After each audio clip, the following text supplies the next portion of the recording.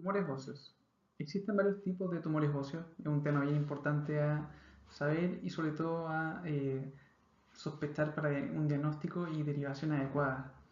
Se pueden clasificar en dos grandes grupos, benignos o malignos. Benignos, existen varios como los condromas, encondromas, osteocondromas, y también a veces está el osteoma osteoide, que suena como raro, pero es un tumor benigno.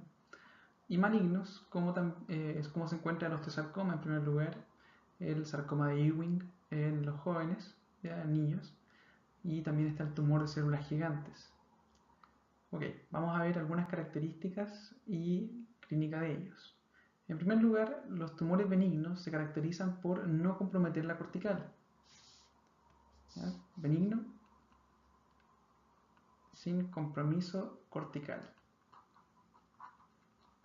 Los malignos claramente cursan con compromiso de la cortical. La clínica puede ser muy inespecífica, puede ser simplemente una masa localizada, dura, ¿ya? Indolora, o también puede manifestarse con dolor, claramente, o fractura en hueso patológico. O sea, la clínica es bien variada. Me importa mucho que vean las imágenes, ¿ya? Localizaciones en general de los osteosarcomas, como pueden ver en la imagen superior, es esta, claro, es como llegando a la metáfisis. Se nota que hay compromiso de la cortical y es compatible con un osteosarcoma. Al igual que acá, llegando ya a la parte final, aparecen estas lesiones donde hay compromiso de la cortical en ambos lados. Esto corresponde también probablemente a un osteosarcoma. Les mencioné otro tumor maligno, que es el sarcoma de Ewing. Este hay que sospecharlo cuando el paciente es joven, ¿ya? Se nota también como una lesión que se dice que parece una tela de cebolla, y en realidad la radiografía parece una tela de cebolla. Y por otro lado, el tumor de célula gigante, en el fondo, es un tumor que compromete la epífisis, ¿ya? Esto sería como tumor de células gigantes.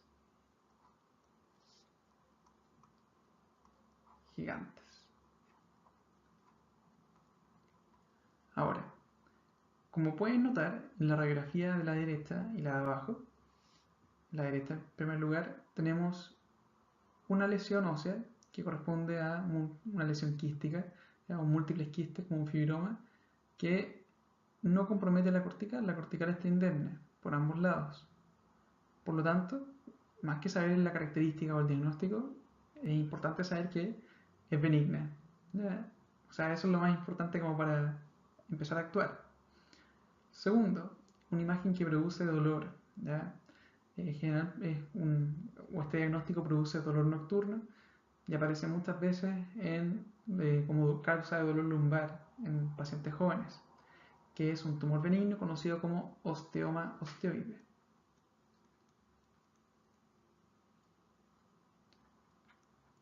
Que es un tumor, en el fondo es como un quiste localizado, como se ve acá.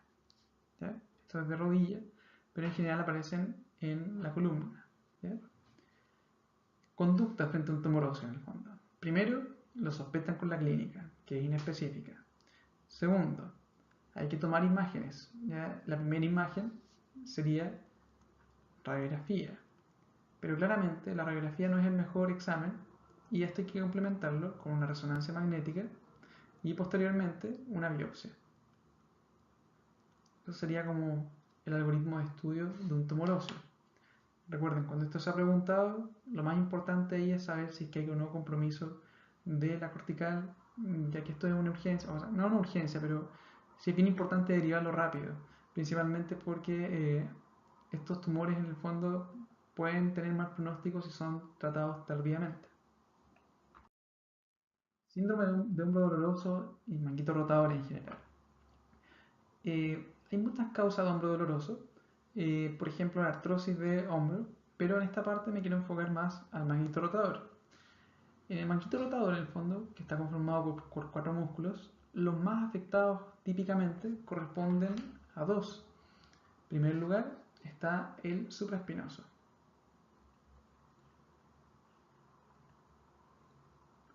y en segundo lugar está el subescapular. La función del supraespinoso es la abducción del hombro, ¿ya? La función del subescapular es la rotación interna. ¿Claro? Por lo tanto, algo que hay que decir acá es primero que esos son los músculos afectados. Segundo, que su clínica va de la mano con el músculo afectado. Si tengo lesión del supraespinoso no puedo abducir. Si tengo lesión del subescapular no puedo rotar interna. Otra cosa importante es que la patología del manguito rotador no corresponde a una inflamación. Como pueden ver acá, corresponden a, o no corresponde a una inflamación tendínea, me refiero, corresponde a una rotura muscular o tendínea, como se puede ver en esta imagen. En el fondo es una tendinosis, ¿ya? Lo que se produce acá. El estudio, primero, la clínica puede ser muy categórica, pero hay que estudiarlo igual para ver el grado de rotura que tiene. Y el estudio de elección es con ecografía, ¿ya? Con ecografía articular. ¿Cuál es el tratamiento de un hombro doloroso o manguito rotador? En el fondo, lo clásico es patología del supraespinoso. Ya, el tratamiento acá debería ser en 3 fases. En primer lugar, órtesis, ¿ya? Que sería un cabestrillo, y analgesia, claramente asociado a reposo. En segundo lugar, infiltraciones. Y en tercer lugar, lo que podría ser útil también es la artroscopía y cirugía. Que acá se va a reinsertar el supraespinoso, claramente donde está desinsertado. Algo que me fue mencionado en la clínica es que recuerden el dolor, ¿ya? El dolor es sobre todo cuando el paciente intenta hacer actividades relacionadas con estos músculos, ¿ya? A veces puede empeorar en la noche. Eso es bien importante. Clínica es lo más importante con la ecografía. Dedo en gatillo y tendinitis de Kerbein. La causa acá de ambas son inflamaciones tendíneas, ¿ya? Primero, causas inflamaciones tendíneas, o sea, tendinitis,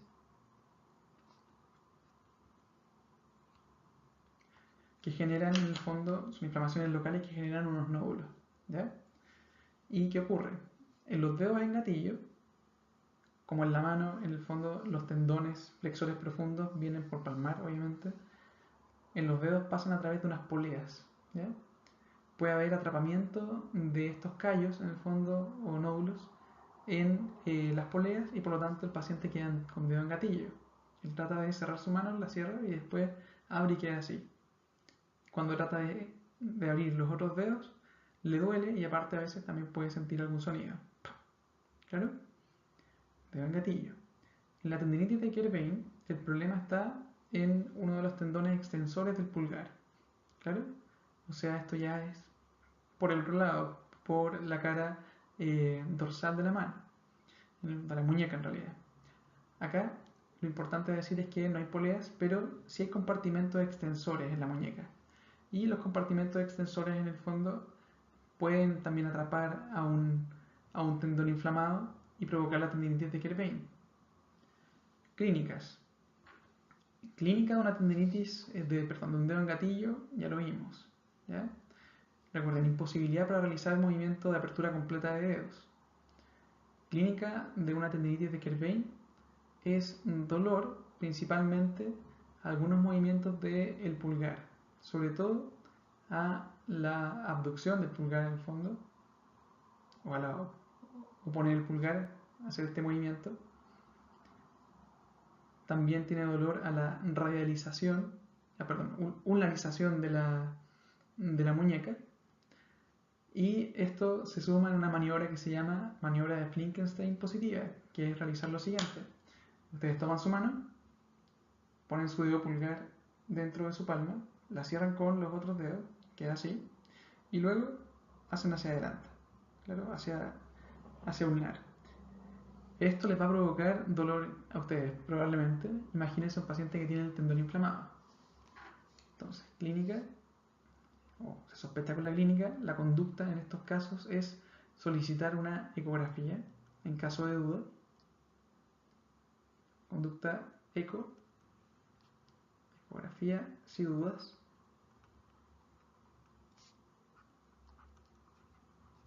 Y el tratamiento de dedos en gatillo, en el fondo, y maniobra, o sea, y de tendinitis de Kerbein, es muchas veces muy similar a lo que vimos en el manejo de supraespinoso. En primer lugar, reposo con órtesis. En segundo lugar, dar infiltración con corticoides en general. En tercer lugar, intentar la cirugía. ¿Ya? Ese es el orden. Síndrome de túnel carpiano y otros atrapamientos nerviosos. Bueno, el túnel carpiano tiene varias causas en general. Dentro de ellas se encuentra, por ejemplo, la causa idiopática laboral en el fondo, asociación a hipotiroidismo, al embarazo, a artritis reumatoidea. ¿Claro? Otros atrapamientos son el atrapamiento del nervio ulnar, ¿ya?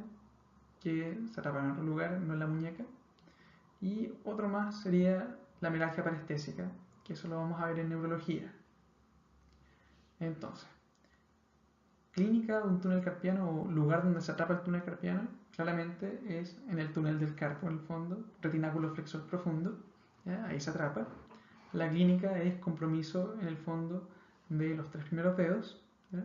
Estos tres, claro, que se manifiesta con parestesias principalmente al inicio, que aparecen en la noche también y que el paciente debe sacudir las manos como para despertarla.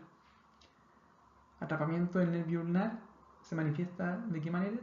Claramente con adormecimiento, parestesias en estos dos dedos, cuarto y quinto. ¿Dónde se atrapa el nervio mediano? ¿Recuerdan? Retináculo flexor profundo. ¿Dónde se atrapa el nervio ulnar? En la fosa del nervio ulnar ubicada en el codo.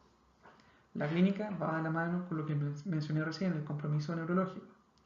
La conducta a tomar, en el fondo, va a depender mucho del grado de sospecha. Si bien el examen físico puede ayudar bastante, finalmente hay que confirmarlo con la conducta que hago el estudio, que sería solicitar electromiografía. ¿Ya? Electromiografía es el estudio aquí de elección para los atrapamientos. Y el tratamiento del síndrome de túnel carpiano y otro atrapamiento nervioso es muy similar a lo que vimos anteriormente. Primero, se intenta tratamiento con una órtesis bloqueada en el fondo de muñeca, más analgesia, dejar al paciente como inmóvil para que se le desinflame el retináculo flexor. Segundo, si eso no sirve, infiltrar. Y en tercer lugar, la cirugía. ¿Eh? Para el nervio ulnar, en general es quirúrgico antes. Ahora, algo importante a mencionar es que en algunas patologías, como por ejemplo en el hipotiroidismo o en una condición como es el embarazo, lo más importante es tratar la causa de base, ya que de esa forma probablemente también va a disminuir el atrapamiento nervioso. Trauma con dedo en extensión. En el fondo acá hablamos del mallet finger. Bueno, si tenemos un trauma con dedo en extensión, podemos presentar en el fondo dos lesiones. Una es tener una desinserción del tendón extensor, ¿ya? Que se ve acá, este tendón se puede desinsertar, o lo otro es que haga una fractura avulsiva de la falange distal. ¿Claro? Se llama mallet finger o mallet fracture, sobre todo porque se descubrió en el béisbol en Estados Unidos, ¿ya? Que cuando le llegaba la pelota de forma directa al dedo en extensión, se fracturaba esa zona. La clínica, ¿cuál sería entonces? Sería claramente presentar un dedo en el fondo que al tratar de extenderlo al máximo, queda de esta manera, ¿ya? Queda doblado hacia abajo. Hay que estudiarlo con radiología para ver claramente si es que hay fractura o no y ver el grado de fractura. Por lo tanto, estudio radiológico sería con una radiografía de dedo en el fondo AP y lateral. Y el tratamiento, en general, por si acaso, en general es esto, el tratamiento es ortopédico, ¿ya? Es como una férula en hiperextensión. ¿Ya? O sea, dejan el dedo hacia arriba. Claro, por un periodo prolongado. Si mal no recuerdo, era un mes al menos. Si tiene fracturas a veces, también se manejan de esta manera, pero si es demasiado grande la fractura o muy desplazada, puede requerir cirugía también. Por lo tanto, férula con dedo en hiperextensión, a veces cirugía. ¿Ya? Por lo tanto, lo mejor acá es que lo evalúe el traumatólogo igual. Esguinces. Esguinces, recuerden que es alteraciones o ruptura o daño, ¿ya?, de los ligamentos articulares. Ahora, lugares frecuentes de presentación de esguinces son demasiados. Por ejemplo, rodillas, tobillos, muñecas, codos, hombros, dentro de otros. ¿Ya? Puede ser cualquiera casi, cualquier lugar en realidad que tenga articulaciones. Los más frecuentes y los que vamos a conversar ahora son los de tobillo. Bueno, la clínica de un esguince claramente va a ser impotencia funcional, equimosis localizada y signo de bostezo en algunos esguinces, sobre todo en rodilla. ¿Ya? Entonces, clínica, depende del lugar, sería con equimosis, ¿ya?, impotencia funcional,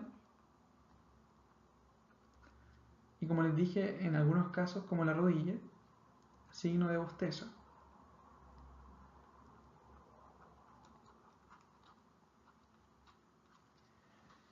El estudio radiológico se debe realizar a un esguince, principalmente porque hay que descartar que si el paciente presenta también una fractura. Por lo tanto, el estudio radiológico se debe realizar.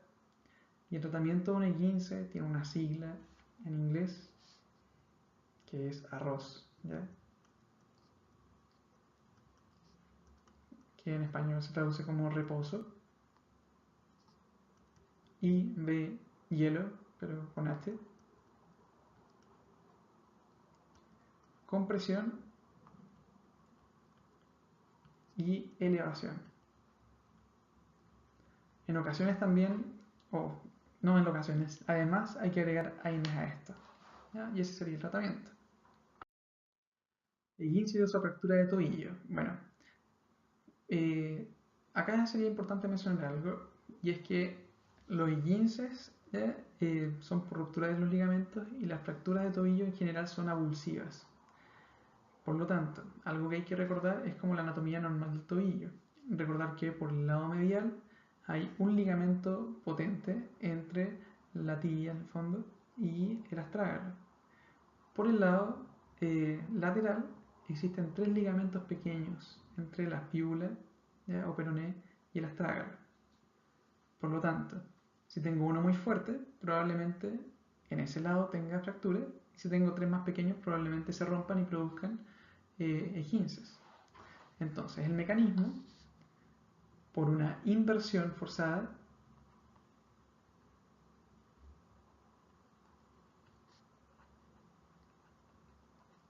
¿ya?, planta hacia adentro, correspondería al mecanismo del esguince. Por una eversión forzada, correspondería por la parte medial al mecanismo de la fractura de tobillo. Recuerden, fractura avulsiva, ¿ya? El estudio de una luxofractura de tobillo claramente es radiológico, ¿ya? Por un lado está la clínica, que en cualquier esguince de tobillo hay que hacerlo, que es palpar algunas partes especiales como la base del quinto metatarsiano, palpar el malleolo contralateral, comprimir fíbula con tibia y palpar hasta la rodilla. Bueno, el estudio acá se realiza con radiografía, AP, lateral y en mortaja se llama, pero oblicua, ¿ya? Que esto se explica de la siguiente manera: la oblicua. A veces el paciente se cae o tiene el mecanismo de lesión, pero su radiografía AP lateral no tiene cambio, en el fondo está normal. Pero al hacer la oblicua, en el fondo, o de mortaja, ustedes pueden apreciar que está el malleolo medial y lateral, ¿ya? Vamos a tener al medio el astrágalo y esto tiene que mantener cierta proporción por los lados. Si es que está muy desviado a un lado, el espacio aumenta, o está muy disminuido el espacio, uno puede pensar en el fondo que hay una luxación de tobillo, claro, con esa fractura, o sea, con esta técnica de radiografía ya oblicua o en mortaja. ¿Cuál es el tratamiento inicial de esto? Bueno, el tratamiento inicial es similar a lo anterior. Es el RICE, AINES, más AINES. Y aquí es importante decir más menos cirugía. Todo depende claramente de la gravedad de la luxofractura de tobillo. Bueno, recuerden también asociaciones que pueda tener los mecanismos de inversión y eversión forzada. Fractura de la base del quinto metatarsiano, fracturas en el fondo del lado contralateral o fracturas superiores, ya en el fondo fracturas que se transmiten por la membrana interósea entre la fíbula y la tibia y pueden llegar a fracturar arriba la fíbula. Esto último ¿ya? Se conoce como la fractura de Maisonneuve, ¿ya? Maisonneuve, claro. No creo que lo pregunten, pero es importante mencionarlo.